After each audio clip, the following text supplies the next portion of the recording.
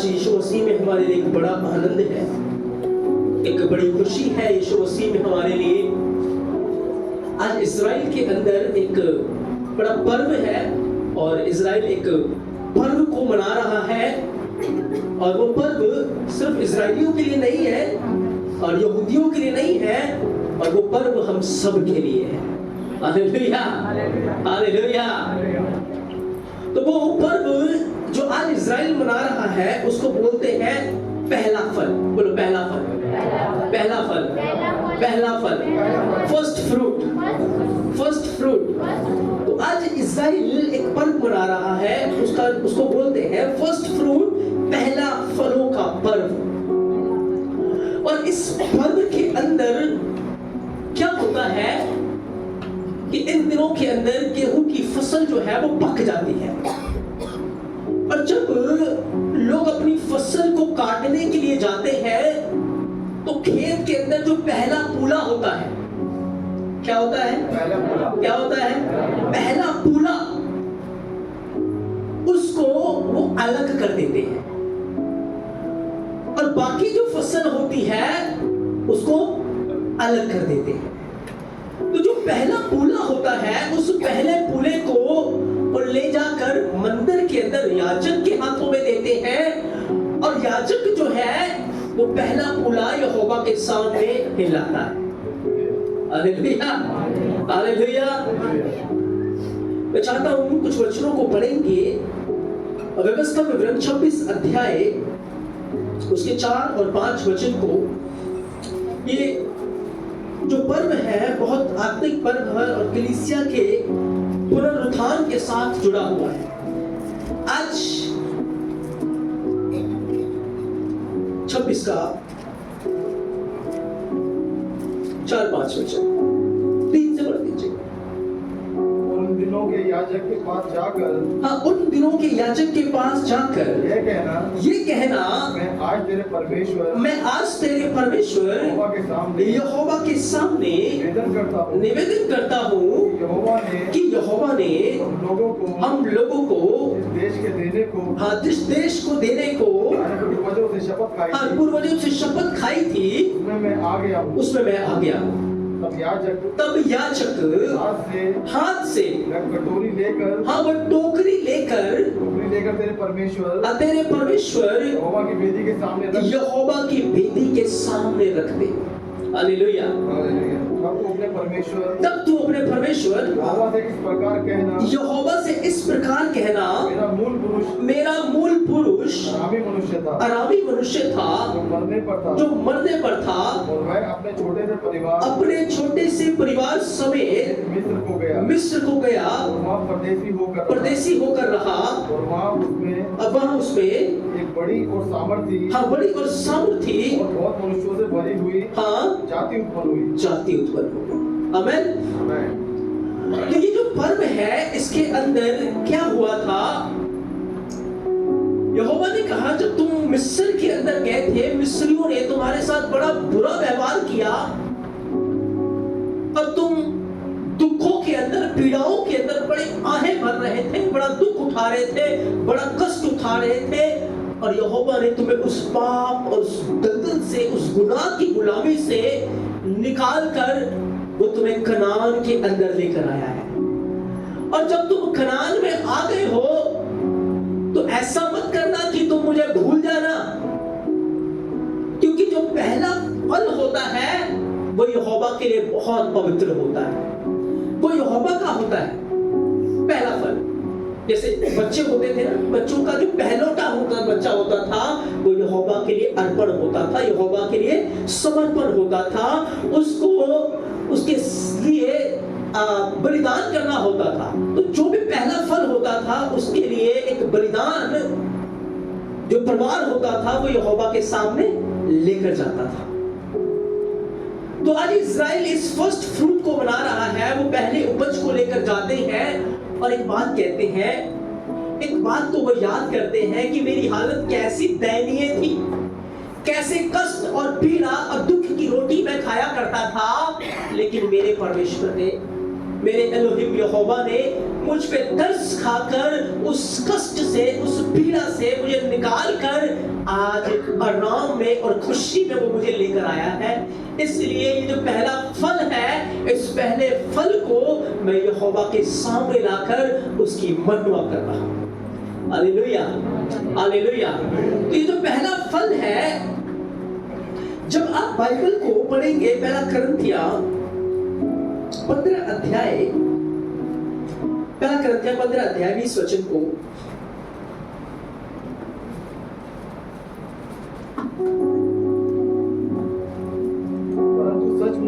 परंतु सचमुच मसीह मुर्दों में से जी उठा है, और जो सो गए हैं उनमें से वो कौन सा फल? तो ये जो पहला फल था, ये यीशु मसीह को दिखा रहा था। किसको दिखा रहा था? क्योंकि यीशु मसीह जी उठने में पहलोठा था। हालेलुया। यीशु मसीह कौन था? पहलोठा था, वो पहला फल था, वो जिसने कब्र को हराकर, मौत को हराकर, नरक को हराकर मुर्दों में से जी उठा। और उसने यूहन्ना को कहा, यूहन्ना देख, मैं मर गया था, अब देख मैं युग युग के लिए जीवित हूँ, मृत्यु और अधोलोक की कुंजियां मेरे ही पास है। Hallelujah, hallelujah. और जब वो मुर्दों में से जी उठा तो पौलुस एक बात कहता, हर घुटना उसके सामने टिकेगा, हर जुबान उसके लिए अंगीकार करेगी। Hallelujah, hallelujah. तो ये एक पुनरुत्थान की ओर इशारा कर रहा था, यीशु मसीह के मुर्दों में से जी उठने की ओर इशारा कर रहा था। और एक बात 23 वचन और पढ़ेंगे। परंतु हर एक अपनी अपनी बारी से पहला फल मसीह है। हाँ, मसीह के आने पर उसके लोग, हाँ, फिर मसीह जब आएगा तो उसके लोग जो पहले पुनरुत्थान के भागी होंगे, उसके लोग, हम लोग मानते ना रैप्चर होगा, मुर्दे जी उठेंगे, जो जीवित है वो बदल जाएंगे, और वो एक पहला फल होगा उसकी कलीसिया। कलीसिया कौन है? पहला फल है। जो मुर्दों में से जी उठेगी वो पहले फल को लेने के लिए आएगा। Hallelujah, hallelujah. मसीह ने अपना काम पूरा किया। आपको पता, जब मरियम मगदलीनी कब्र के अंदर गई, उसने देखा, पतरस जब गया, मरियम मगदलीनी गई, चेले गए, उन्होंने पता क्या देखा? जो कपड़ा था यीशु मसीह के सिर के ऊपर लिपटा हुआ, वो तह लगा हुआ है, उसको लपेट कर तह लगाकर अलग रख दिया गया। और जो उसकी बॉडी के साथ कपड़ा लिपटा हुआ था वो वैसे ही पड़ा हुआ था, क्योंकि यीशु मसीह जब मुर्दों में से जी उठा, कफन में से ऐसे ही बाहर आ गया। कफन हटाने की जरूरत नहीं थी, वो महिमामय हो गया था। वो दीवारों को पार कर जाता था, कोई दीवार, कोई बंदिशें, कोई बाधाएं उसको रोक नहीं सकती थी। हालेलुया। जब चेलों के घरों के द्वार बंद थे, यीशु उनके बीच में आकर प्रकट हो गया। दरवाजा नहीं खटखटाया उसने, वो स्वयं आकर, क्योंकि वो महिमा में हो गया था, और महिमा में होकर वो दीवारों को पार कर जाता था। Hallelujah, hallelujah. तो यीशु मसीह के सिर के ऊपर जो कपड़ा था उसको तह लगाकर अलग रख दिया, और बॉडी के ऊपर जो उसका कपड़ा था उसको वैसे ही छोड़ दिया। आपको पता है कलीसिया का सिर कौन है? कौन है? यीशु मसीह है। और देह कौन है? कलीसिया, हम सब है। तो सिर का काम तो पूरा हो गया। सिर ने उद्धार का जो काम था, छुटकारे का जो काम था, उसको पूरा कर दिया। लेकिन कलीसिया को उस काम को करना है। कलीसिया का काम पूरा, तो सिर के ऊपर जो कपड़ा था दिखा रहा था कि यीशु मसीह ने अपने काम को पूरा करके वो पहला फल हो गया और अपनी महिमा में प्रवेश कर गया। और बॉडी के ऊपर जो कपड़ा था वो वैसे ही पड़ा था। इसका अर्थ है कलीसिया कलीसिया को अभी काम करना है, कलीसिया को अभी तैयार होना है, कलीसिया को अभी फल लेकर आना है, तभी तो वो फिर से एक पहला फल बनेगी। Hallelujah, hallelujah. क्योंकि बाप को क्या चाहिए? क्या चाहिए? फल चाहिए। बाप को क्या चाहिए? क्या चाहिए? क्या चाहिए? उसे फल चाहिए। अगर हम मेहनत करते तो हमें क्या चाहिए? फल चाहिए। ऐसे ही स्वर्गीय पिता को भी क्या चाहिए? क्या चाहिए? उसे फल चाहिए। तो बाइबल बयान करती है कि जब अब यीशु मसीह आएंगे तो उसकी जो कलीसिया है, वो उसके लोग जो हैं वो पहला फल होंगे। वो मुर्दों में से जी उठेंगे, तो जीवित है बदल जाएंगे। एक बड़ी तुड़ी के ललकार का शब्द होगा, ये मेरे बाप के धन्य लोगों यहाँ आ जाओ। Hallelujah, hallelujah. और पवित्र आत्मा हमें उठाकर वहां ले जाएगा जहां यीशु मसीह है। Hallelujah, hallelujah. और बाइबल कहती है बादलों में हम उससे मुलाकात करेंगे, उस महिमा में हम उससे मुलाकात करेंगे। हालेलुया। आपको पता है पवित्र आत्मा हमें यीशु के चरणों में ले चलता है। पवित्र आत्मा हमें पिता के पास लेकर जाता है। पवित्र आत्मा हमें पिता के हृदय के पास ले जाता है। पवित्र आत्मा हमारी प्रार्थनाओं को लेता है, स्वर्गीय स्थानों में ले जाता है। क्योंकि पवित्र आत्मा हमारा वो सहायक है, हमारा वो मददगार है जो हमें तैयार कर रहा है, हमें प्रिपेयर कर रहा है। Hallelujah, hallelujah. इसलिए मेरे प्रियो, बाइबल कहती है पवित्र आत्मा को शोकित मत करो, पवित्र आत्मा की निंदा ना करो, पवित्र आत्मा को दुखी ना करो, क्योंकि वो हमारे छुटकारे की छाप है। Hallelujah, hallelujah.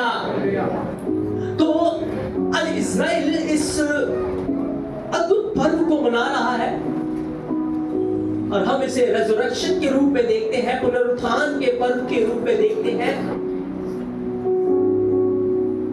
आज इस्राएल के अंदर एक बड़ी खुशी है, बड़ा आनंद है, और कलीसिया के पास ये खुशी रोज है। कलीसिया के लिए ये खुशी रोज है, क्योंकि यीशु हर साल जीवित नहीं होता। तो एक बार मारा गया, मुर्दों में से जी उठा, अब युगान युग के लिए वो जीवित है। Hallelujah, hallelujah. अब मसीह में ये आनंद हमारे लिए हमेशा के लिए, हर रोज, हर सुबह, हर शाम, हर समय ये बड़ा आनंद हमारे लिए है। मसीह हमारे लिए एक बड़ा नमूना है कि जैसे उसने पिता की आज्ञाकारी करके, उसने वो काम पूरा करके वो अपनी महिमा में प्रवेश कर गया, ऐसे ही हम भी अपने काम को पूरा करके महिमा में प्रवेश करें, स्वर्गीय स्थानों में प्रवेश करें। हालेलुया। और स्वर्ग का जो मार्ग है वो कठिन नहीं है। यूहन्ना कहता है उसकी आज्ञाएं कठिन नहीं है। मसीह में चलना कठिन नहीं है। जब एक बच्चा मां की पेट में होता है, क्या बच्चे को कुछ करना है? बच्चे को कुछ नहीं करना। सब कुछ कौन कर रहा है? कौन कर रहा है? क्योंकि बच्चा जो है वो मां के ऊपर पूरी तरीके से निर्भर है, वो डिपेंड है। और जब तक वो पूरी रीति से मां के ऊपर डिपेंड है, मां उसकी रक्षा करती है। कुछ भी अगर होता है तो पहले मां के ऊपर खतरा आएगा, बाद में बच्चे के ऊपर जाएगा। हालेलुया। ऐसे ही हमारा स्वर्गीय पिता है, ऐसे ही हमारा स्वर्गीय पिता है। वो उस बच्चे के समान हमें संभालता है, ओ हमें गोद में लेता है। कहता जो तुम्हें छूता है मेरी आंख की पुतली को छूता है। तुम्हें छूने से पहले वो हमें मुझे छूते हैं। Hallelujah, hallelujah. आपको पता है स्वर्ग से हमारे बाप की ओर से एक भाड़ा हमारे ऊपर आता है। स्वर्ग से एक किरण, एक ज्योति धर्मियों के ऊपर आती है। कोई भी हमें छूने से पहले उस ज्योति से टकराती है। हालेलुया। जब इजरायली लोग लाल समुद्र को पार करने के लिए लाल समुद्र के पास थे, फैरो की सेना आ रही थी, यहोवा ने क्या किया? इजरायलियों को छूने से पहले उन्हें यहोवा को छूना था, यहोवा से उन्हें गुजरना था। और किसी की हिम्मत है यहोवा को छू ले? हालेलुया। वो ऐसा ढाल बन गया उनके बीच में कि वो पार नहीं कर सकते थे, वो छू नहीं सकते थे। इसलिए बड़ा आसान है कि हम अपने स्वर्गीय पिता के ऊपर डिपेंड हो जाए, हम पवित्र आत्मा के ऊपर निर्भर हो जाए और पवित्र आत्मा को कहे, मेरे अंदर से मैं को निकाल दे, मेरे अंदर से बदकारी को निकाल दे, मेरे अंदर से गुनाह रूपी चीजों को निकाल दे, मेरे अंदर से अहंकार और घमंड को निकाल दे। आज से मैं मुझ में जिंदा ना रहे, आज से मसीह बस मुझ में जीवित रहे, आज से मसीह ही मेरे जीवन का स्वामी है, मेरे जीवन का उद्धार करता है। पवित्र आत्मा मदद करेगा, पवित्र आत्मा आपको तैयार करेगा, पवित्र आत्मा आपको प्रिपेयर करेगा। Hallelujah, hallelujah. तो हम पहले फल के बारे में सीख रहे हैं कि पहला फल जो है वो एक समय पे आने पर मसीह के लोग होंगे। तो आज हमें ये सीखना है कि हम अपने जीवन में फल कैसे लेकर आए। हालेलुया। क्या सीखना है? क्या सीखना है? क्या सीखना है? क्या सीखना है? फल कैसे लाए?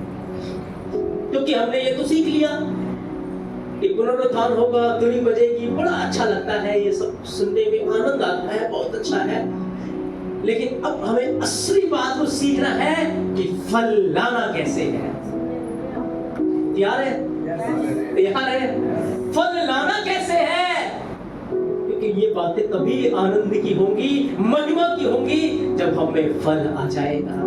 पिछली बार हमने सीखा था ना कि पहले अंकुर आता है, फिर बालें आती हैं और बालों में फिर पके दाने आ जाते हैं, और जब दाने आ जाते हैं तो कटनी का समय आ जाता है, हंसिया लगाया जाता है, कटनी हो जाती है। आपने पके हुए बालें देखी है? कैसी लगती है? सोने की तरह, है ना? ऐसा लगता है जैसे सोना लहरा रहा हो ना, कितनी खूबसूरत, कितनी बढ़िया उसकी शाइनिंग होती है। जब धूप उसके ऊपर पड़ रही होती है, किरणें उसके ऊपर पड़ रही होती है, कितना अच्छा लगता है ना। जब उसको देखता है ना किसान, अपना दुख भूल जाता है। किसान ने जो मेहनत की थी उसको भूल जाता है, क्योंकि उस बालों के अंदर फल आ गया है।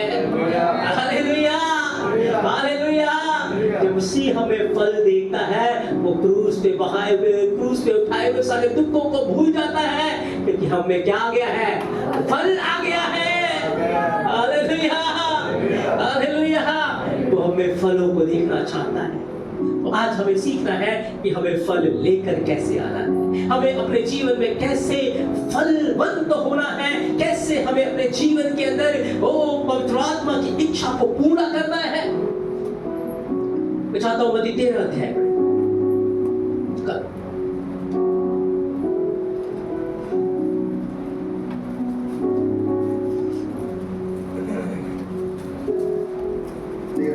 मत्ती 13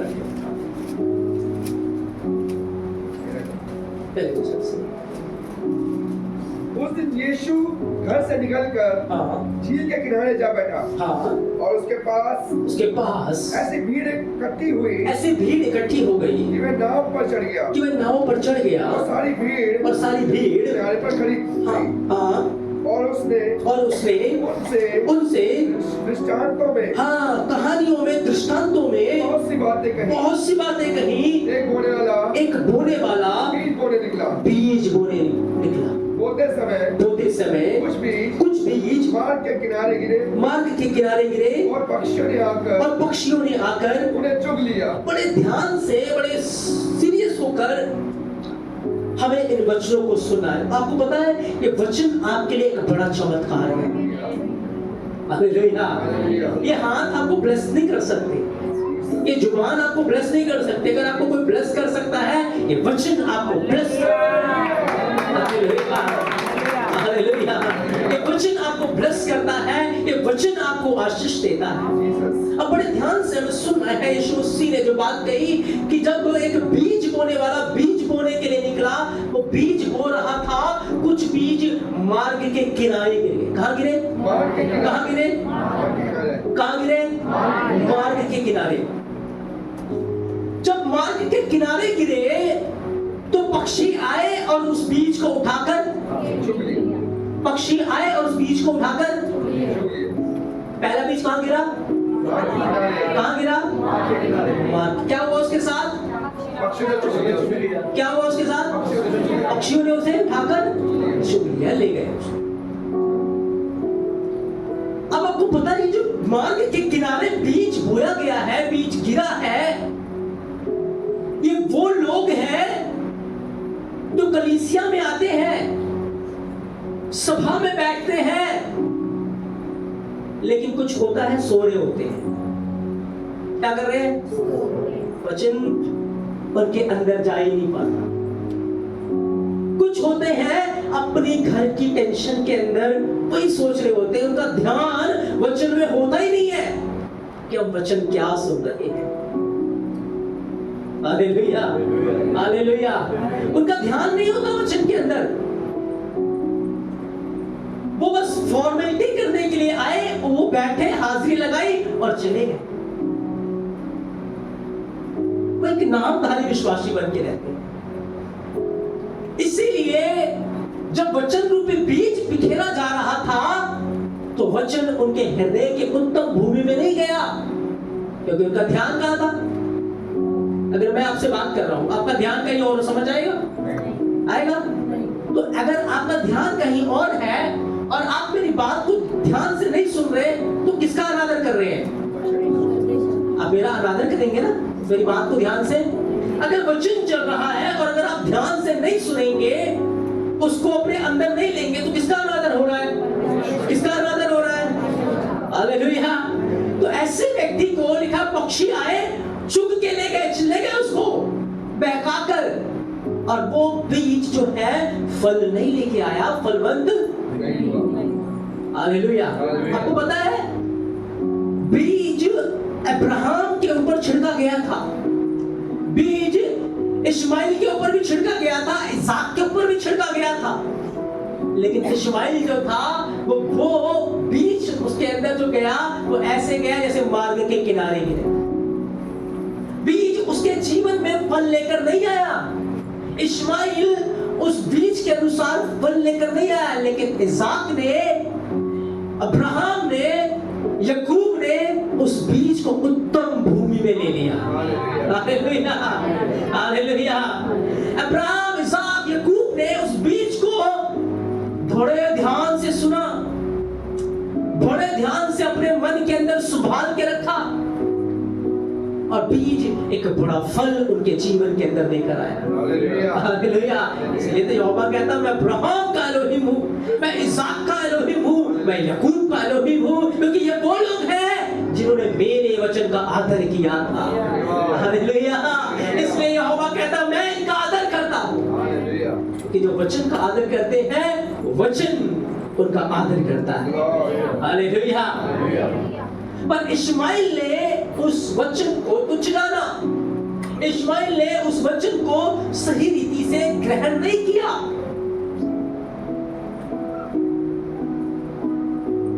फिर आगे लिखा है, दूसरा जो बीज है कहां गिरा? कहां गिरा? पथरीली भूमि पे।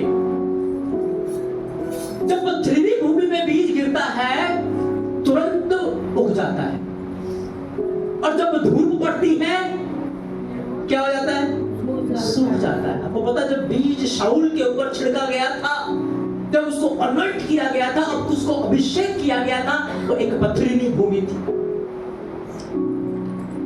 फटाफट ही वो उग गया, फटाफट उसको आशीष मिल गई थी, उसे परिश्रम नहीं करना पड़ा, उसे दुख नहीं उठाना पड़ा, तुरंत वो राजा बन गया, फटाफट फलवंत हो गया।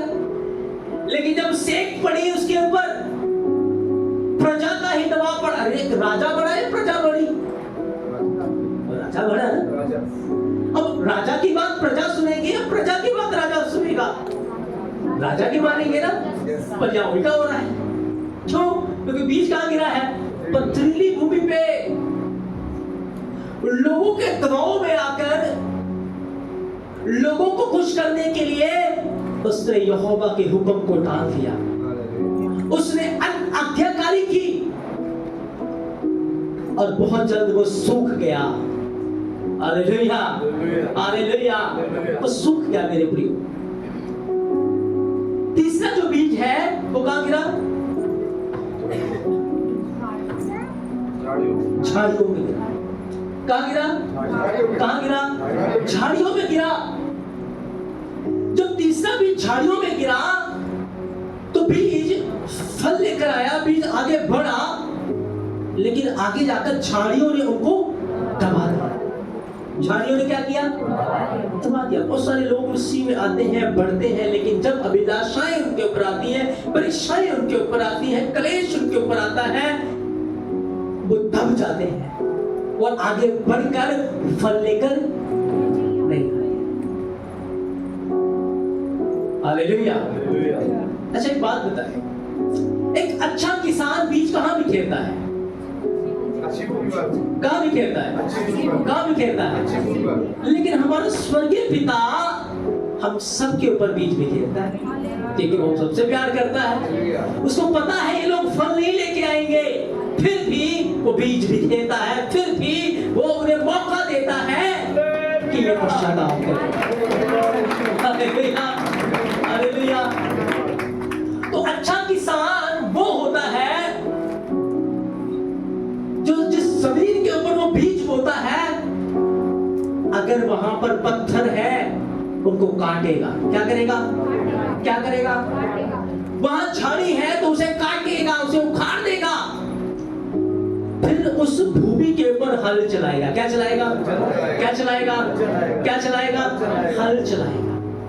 उस भूमि को नरम करेगा। क्या करेगा? क्या करेगा? नरम करेगा।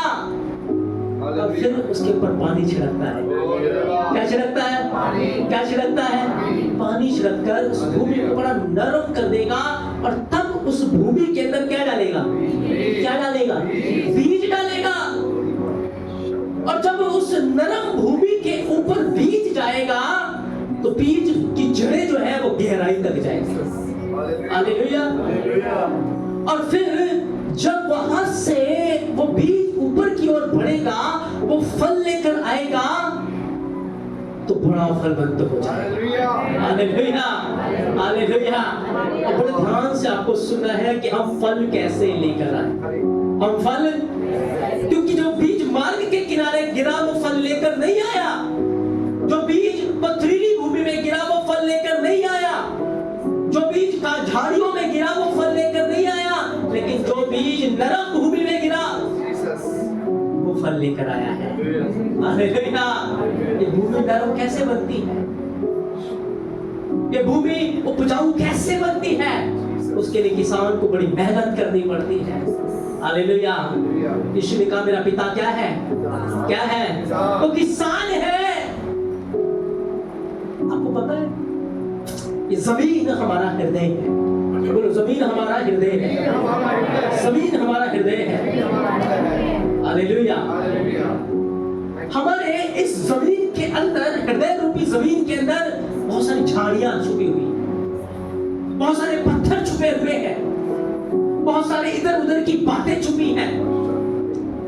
तो हमारा स्वर्गीय पिता सबसे पहले चाहता है इस जो भूमि है इसमें से पहले झाड़ियों को वो काटना चाहता है। किसको काटना चाहता है? किसको काटना चाहता है? उन अभिलाषाओं को जो संसारिक है, उन वासनाओं को जो संसार से आती है, वो उसे काटना चाहता है। लेकिन जब वो काटता है तो भूमि को बड़ा दर्द होता है। क्या होता है? अच्छा एक बात बताओ, इंसान जब बीमार पड़ता है उसे दर्द होती है, होती है नहीं होती? क्या दर्द अच्छा है या बुरा है? बुरा है। कितने लोग कहते हैं बुरा है? हाथ उठाए। और कितने लोग कह रहे हैं अच्छा है? दर्द होनी चाहिए या नहीं होनी चाहिए? बताओ। होना चाहिए? अच्छा होना चाहिए तो क्यों होना चाहिए?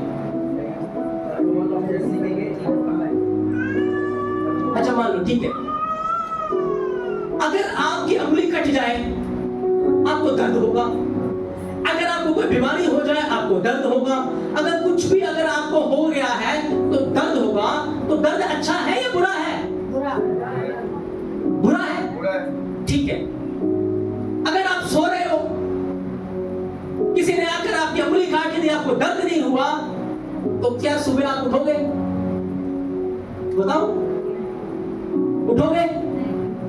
दर्द आपको उठाता है। दर्द वो सिग्नल है कि बताता है कि कुछ हो रहा है, तुझे इलाज की जरूरत है, तुझे उपचार की जरूरत है। क्योंकि अगर बॉडी के अंदर दर्द नहीं होगा तो सीधा मौत होगी। क्या होगी? क्या होगी? मौत होगी। मान लो आपको बीमारी है, दर्द हो रही है, आप डेली कॉम्बीफ्लेम खाओ, बड़ी जल्दी ऊपर चले जाओगे, नहीं जाएंगे?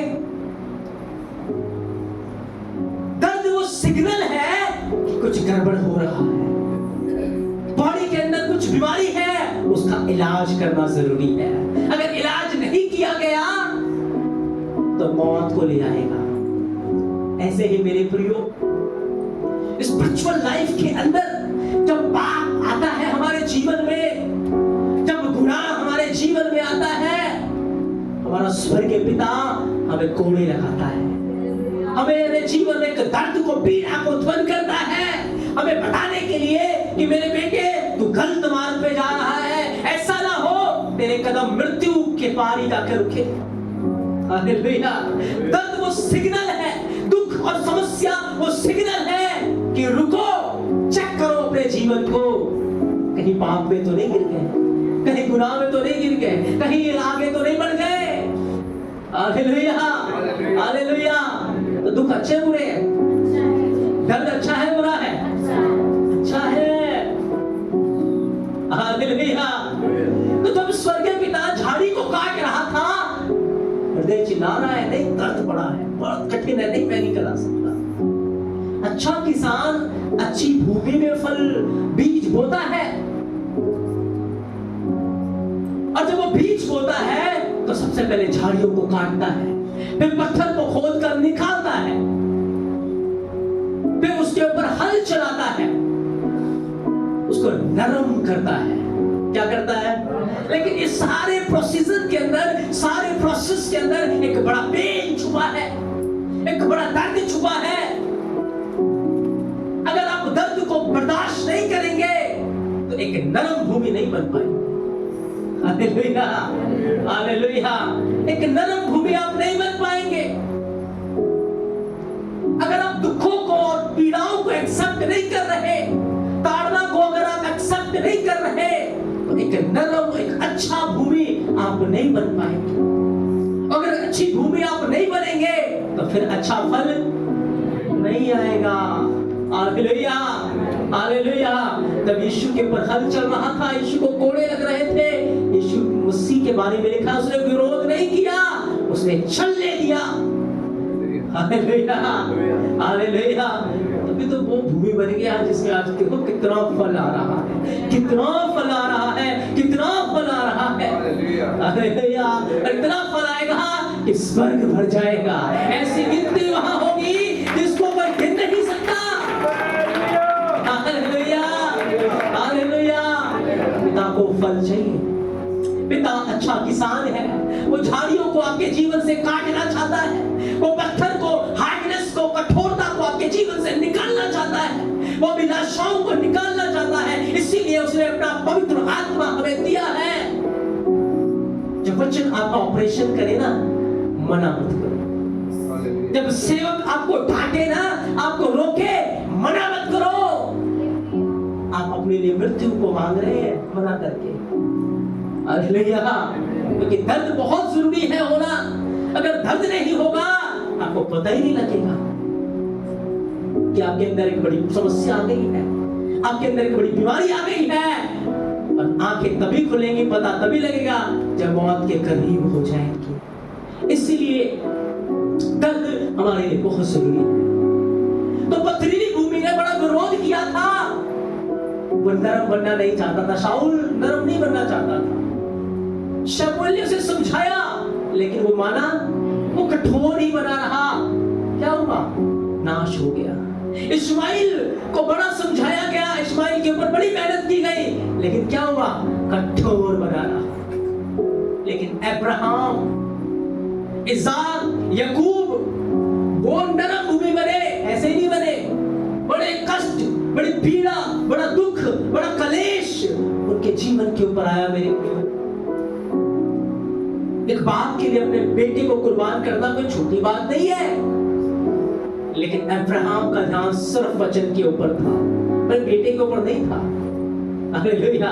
सिर्फ उसे वो आज्ञा दिख रही थी, तो यहोवा ने उससे कहा था कि जा मोरिया पर्वत के ऊपर। सिर्फ वो आज्ञा उसे नजर आ रही थी। उसने अपने आप को ऐसा नम्र किया, उसने अपने आप को ऐसा दीन किया। यीशु मसीह ने ऐसा अपने आप को नरम किया, दीन के। जब तक आप नरम नहीं बनेंगे, बीज आपके अंदर फल लेकर नहीं आएगा।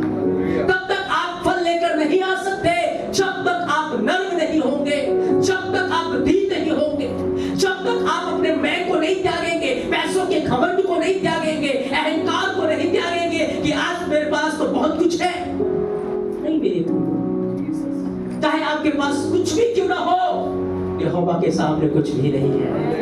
Hallelujah, hallelujah. वो नर्म और दीन लोगों को ही उठाता है, उन्हें ही वो सिंहासन पर बिठाता है। तो आपको नरम बनना पड़ेगा, आपको दीन बनना पड़ेगा, तभी वचन के द्वारा फल आपके जीवन में आएगा। यही है बड़ी कुंजी फल लेकर आने की। जब बीज नरम भूमि में गया, क्योंकि नरम भूमि के ऊपर भी झाड़ियां थी, नरम भूमि के ऊपर भी पत्थर थे, नरम भूमि के अंदर भी बड़ी चीजें थी, लेकिन नरम भूमि ने विरोध नहीं किया। जब उसके ऊपर हल चल रहा था, उसने विरोध नहीं किया। जब उसके ऊपर से झाड़ी को काटा जा रहा था, उसने विरोध नहीं किया। सब कुछ सहता रहा, सब कुछ उसने पीड़ा को, कष्ट को सह लिया, और फल एक नरम भूमि बन गया। और जब नरम भूमि में बीज को डाला गया, तो बीज 30 गुना, 60 गुना और 100 गुना फल लेकर आया। Hallelujah, hallelujah. अब्राहम जब यहोवा के पास आया, आसान नहीं था उसके लिए, लेकिन यहोवा ने बड़े दुखों से निकालकर, बड़े कष्टों से निकालकर, मौत की वादियों से निकालकर उसे नरम बनाया था। तो मूसा मिस्र को छोड़ के आ रहा था, आसान नहीं था उसके लिए नरम बनना, क्योंकि इतना क्रोधी उसका स्वभाव था, उसने मिस्री को मार दिया। इतना गुस्से वाला उसका स्वभाव था, लेकिन 40 साल बियाबान के अंदर, जंगल के अंदर वो घूमता रहा। यहोवा उसको भेड़ों के साथ रख रहा है, नरम बनाने के लिए। क्या बनाने के लिए है? इस्राएलियों को वो जंगल में लेकर चला। व्यवस्था में 8 अध्याय 3 वचन में लिखा, तेरा एलोहिम यहोवा तुझे जंगल में लेकर चला, तुझे भूखा भी रहने दिया, ताकि तुझे नरम बनाए। क्या बनाए? क्या बनाए? नरम बनाए। क्योंकि जब तक तू नरम नहीं बनेगा, बीज तेरे अंदर से फल लेकर नहीं आएगा। Hallelujah, hallelujah. आज मेरे प्रियो क्या है, जो झाड़ी मेरे ऊपर है, जो अभिलाषाओं में मैं फंसा हुआ हूं, जहां मैंने अपने मन को कठोर किया है, आज सब निकाल दीजिए। मुझे एक नरम बना दीजिए, एक दीन मुझे बना दीजिए। चाहे मेरा सुबह, मेरा जीवन कैसा भी है, उस पाप को मेरे जीवन से निकाल दीजिए। मेरे प्रियो, वचन हम सब सुनते हैं, लेकिन कोई सुनकर जाकर उसके ऊपर वर्णन करता है, उसके ऊपर ध्यान करता है, कोई 30 गुना फल लेकर आता है, कोई और ज्यादा वर्णन करता है, और ज्यादा दुआ करता है, वो 60 गुना फल लेकर आता है। कोई और ज्यादा फल परिश्रम करता है, और ज्यादा उसके लिए प्रार्थना करता है, और ज्यादा मेहनत करता है, वो 100 गुना फल लेकर आता है। नहीं तो है हमारी उसी में मेहनत, हम कितना अपना जीवन उसके लिए दे देते हैं, समर्पण करते हैं। अब्राहम ने पूरा समर्पण किया, इसहाक ने पूरा समर्पण किया, याकूब ने पूरा समर्पण किया। वचन कहता है 100 गुना फसल काटी है। हालेलुया, 100 गुना उन्होंने फसल काटी है, 100 गुना वो फल लेकर आए हैं। मेरे प्रियो, वो आपके जीवन में फल चाहता है, क्योंकि हमारा पिता बहुत शीघ्र यीशु मसीह आने वाला है फलों को लेने के लिए। पहले बीज बोया जाता है, अंकुर आती है, फिर बालें आती है और बालों में पका दाना, और दानों के बाद कटनी का समय। कटनी बहुत निकट है। अगर अब तक हमने अपने आप को नरम नहीं किया, आज मौका है अपने आप को नरम करने का। आज मौका है पवित्र आत्मा को अपने जीवन में आमंत्रित करने का कि पवित्र आत्मा, आज से मैं अपने जीवन के विलासाओं को छोड़ता हूँ, आज से मैं अपने गुनाहों से तौबा करता हूँ, आज से मैं अपने पापों से तौबा करता हूँ। जहां जहां मैं हार्ड हुआ, कठोर हुआ, क्रोधी हुआ, आज मैं तौबा करता हूँ, आज मैं पश्चाताप करता हूँ। मुझे नम्र और दीन बनने के लिए मेरी सहायता कर, मेरी सहायता कर, मेरी मदद कर। आत्मा की मदद करेगा। आपके आंसू, आपका टूटा और पिसा हुआ मन, उसके आगे एक उत्तम बलिदान है मेरे प्रिय। और टूटे और पिसे हुए मन को कुछ बिल्कुल भी नहीं जानता। आज नरम अपने आप को करे, आज दीन अपने आप को करे। आप देखेंगे ये वचन आपके जीवन में ऐसा फल लेकर आएगा जिसकी महिमा हर कोई देखेगा। जब यूसुफ ने सपना देखा, उसका फूला खड़ा हो गया, क्योंकि वो नरम था। इतने कष्ट, इतने दुख उसके जीवन के ऊपर आ रहे थे, लेकिन वो विरोध नहीं कर रहा था। जो लोग उससे नफरत कर रहे थे, उसे मार रहे थे, उसे पीड़ा में दे रहे थे, उसने विरोध नहीं किया। हर दुख, हर पीड़ा उसने उठा लिया और बड़ा नरम बन गया। और फिर उसके अंदर से एक बड़ा फसल आया। वो फूला बना जिसके आगे हर फूल, सब फूले उसके आगे झुक गए। ऐसे ही मेरे प्रियो एक दिन होने वाला है, ऐसे ही बहुत शीघ्र होने वाला है। मेरा यीशु मसीह अपने उन लोगों को जो बड़े नम्र हैं, बड़े दीन हैं, उनको उठाने वाला है। उनका फूला उठ खड़ा होगा, उनका जीवन उठ खड़ा होगा। वो मुर्दों में से जी उठेंगे, जो जीवंत है वो बदल जाएंगे, और एक जलाली सिंहासन, एक महिमा का मुकुट उनके आगे रखा जाएगा। उनके दुश्मन उनके सामने गिरा दिए जाएंगे, उनके शत्रु उनके चरणों की चौकी होंगे। लेकिन यहोवा अपनी प्रजा को बदलेगा, यहोवा अपनी प्रजा को उठाएगा। उसके लिए पहला फल होगा मेरे प्रियो, एक उत्तम फल होगा जो उसके भवन में, उसके महल में, उसके स्वर्गीय स्थानों में रहेगा मेरे प्रियो। इसलिए आज हम इन बच्चों से सीख रहे हैं, जैसे यीशु मसीह पिता के साथ आज्ञाकारी रहा, ईमानदार रहा, विश्वास योग्य रहा, उसने अपने आप को शून्य कर दिया, अपने आप को दीन कर दिया, अपने आप को नरम कर दिया। आए अपने जीवन को नरम करें, अपने जीवन को हम दीन करें, अपने आप को हम छोटा करें। ओ मैं कुछ भी नहीं हूँ, मेरे अंदर तो कोई काबिलियत नहीं है, मेरे अंदर तो कोई खूबी नहीं है, कोई लियाकत नहीं है। आज झाड़ियों को मेरे जीवन से काट दीजिए पवित्र आत्मा, आज पथरीली चीजों को निकाल दीजिए पवित्र आत्मा।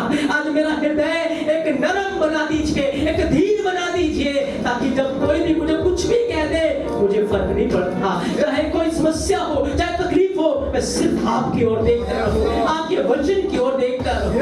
अब्राहम हमारा पिता है, वो विश्वासियों का पिता है। बड़े कष्ट, बड़े दुख, बड़े सताव उसके जीवन के ऊपर आए, ऐसे ही उसे विश्वासियों का पिता नहीं कहा गया, ऐसे ही उसे नहीं कहा गया। आए अपनी आंखों को बंद करें, अपनी आंखों को बंद करें। आप पवित्र आत्मा से बात कर सकते हैं, आप यीशु मसीह से बात कर सकते हैं। उसकी उपस्थिति का बादल यहाँ पर है, उसका जलाली तख्त यहाँ पर है, उसका सिंहासन यहाँ पर है। वो पहला फल है और वो हमें भी उस पहले फल के रूप में देखना चाहता है। वो चाहता है हम में फल आने पाए, हम में फल आने पाए। हर एक झाड़ी काट दी जाए, हर उबड़ खाबड़ मार्ग को सीधा और समतल किया जाए। ओ वो चाहता है हमें नरम बनाना और अपना बीज हमारे अंदर डालना, ताकि बीज 30 गुना, 60 गुना और 100 गुना फल लेकर आए। ओ वचन तो सब में बोया जाता है, कोई 30 गुना फल लेकर आता है, कोई 60 गुना लेकर आता है, कोई 100 गुना ले आता है। कोई कुछ रूहें बचाता है, कोई ज्यादा रूहें बचाता है, कोई बहुत ज्यादा रूह बचाता है, कोई मसीह के लिए थोड़ा परिश्रम करता है, कोई ज्यादा परिश्रम करता है और कोई बहुत ज्यादा परिश्रम करता है।